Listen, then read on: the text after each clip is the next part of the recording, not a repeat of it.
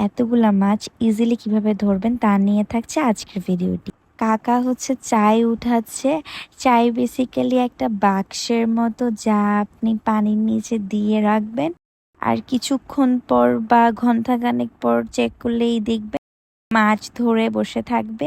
এই তো কাকাও মাছ ধরেছে এবং মাছগুলো একে একে চাই থেকে বের করছে। দেখুন এগুলো লাফাচ্ছে, দেখতেও না অনেক ভালো লাগে। মাশাআল্লাহ বলবেন কিন্তু, কারণ পরে যদি আমাদের মাছ না উঠে মনে করবো আপনারা নজর দিছেন, ঠিক আছে। এই যে চা, এই যে ওইদিকেও না আমরা অনেক চাই দিয়ে রাখছি, এগুলো আমরা দিয়ে রাখছি, যদি মাছ বাজে তখন আমরা উঠায় মাছগুলা বাহির করব, আবার দিয়ে রাখবো। এই তো মাছগুলা মা ক্লিন করে অলরেডি রান্নাও করে ফেলছে। এগুলো যেহেতু তরতাজা মাছ, সেহেতু কাঁচা রান্নাই বেশি মজা।